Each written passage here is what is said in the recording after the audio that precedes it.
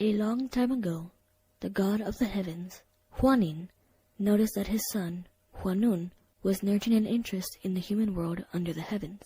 And as Huanin gazed down at the area around Mount Tebek, he saw it was an ideal place to found a kingdom. And though it saddened him to let his son go, he sent him down to rule the land, giving him the 3 seals of heaven. The 3 seals were a bell, a mirror, and a sword, all of which represented advice from Huanin to his son. Huanun led a group of 3,000 and descended on the summit of Mount Tebek, where under a sandalwood tree he established a sacred city, Shinzi, City of God. He took on the role of divine ruler of the human realm, and began overseeing some 360 affairs of the human world, including grains, life, disease, punishment, and good and evil, with the wind god, rainfall god, and cloud god under his control. At this time, a bear and a tiger prayed and prayed to Huanun their wish to become humans.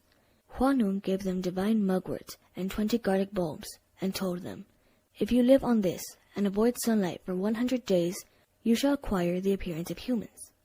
They accepted the deal, and all was well until roughly 20 days later. The tiger, annoyed at his growing hunger, left the cave to eat some more food, but the bear remained inside, and after 100 days, she was transformed into a woman. The tiger, having failed to abide by the terms, did not acquire a human body.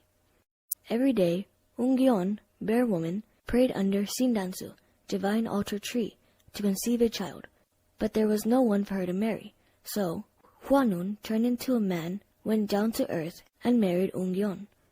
Soon after, she became pregnant, and eventually gave birth to a son, who was given the name Dangun Wangyeom. Dangun set up a capital at Pyongyang Fortress and named his kingdom Joseon. The capital was moved to Mount Beka, then Asadal, then back to Pyongyang Fortress. 1,500 years into Dangun's rule, China's Zhou dynasty appointed Jizi to govern Joseon, upon which Dangun moved to Jandangyeon, then to Asadal, where he was deified as Sansin, mountain god, at the age of 1,908 years. There lived an elderly woman named Solmunde Halmang, who was unimaginably gigantic and strong. This mystical grandmother shoveled huge mounds of earth, and in only 7 tosses of her shovel created Mount Hala. The dirt that fell through her tattered skirt formed each of the more than 360 unique cones known as volcanoes. Grandmother Solmunde gave birth to as many as 500 sons. One day, while all her sons were out hunting, she was making a gigantic pot of soup to feed them, but accidentally fell in it and drowned. After a while, the sons returned home and hurriedly ate the soup, not knowing their mother was a part of it. The youngest son, however, did know, and when he told his brothers the truth, they were so sad that they cried bitter tears and hardened into rocks through the grief they felt for their mother. The blood and tears they shed revive every spring and make Mount Hala bloom in bright color as the royal azaleas blossom.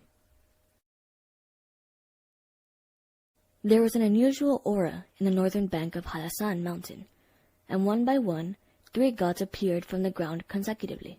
The 3 gods wore leather clothes, hunted in the wild fields, and ate meat.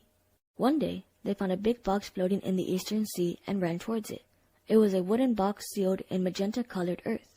When they opened the box, there was a man wearing a magenta-colored apparel with a red tie around his waist, guarding an egg-shaped jade box. When the jade box was opened, there were seeds of 5 grains, 3 beautiful virgins, a colt, and a calf. The man that appeared from the box then said, "I am the emissary of Byok Ranguk of Eastern Sea. Our king has 3 daughters, and as the 3 legendary founders of Korea have risen to create a nation, but stand without their mates, I have come to present the daughters to you. Cordially, take the daughters to achieve the great work of founding the state." With that said, he flew away on a cloud. The 3 gods and princesses cleared both their minds and bodies and got married after deciding on who would marry whom. They moved to the area of land that was fertile with good water, shot an arrow one by one, and decided upon the land of the residents. This is when they scattered the seeds of 5 grains and raised the cows and horses, which increased the numbers of their people, and everything became more culturally abundant, leading to the establishment of Tamnaguk, known today as the island of Jeju. The tale of the tiger and the bear is even referenced in the Korean drama series Rookie Historian Gu Hae-ryung, which is currently airing on Netflix. The series is about a book-smart girl who manages to become one of the few girls selected into becoming historians, when women had never been allowed to before during the Joseon period of Korea.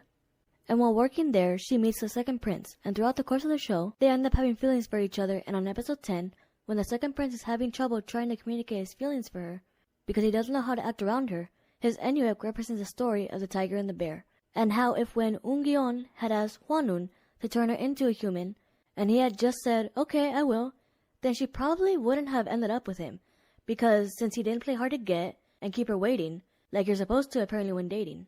And that's why he made her eat mugwort and garlic for 100 days, and then only after that was she like, okay, I want to be with you, and then they got married and had a kid.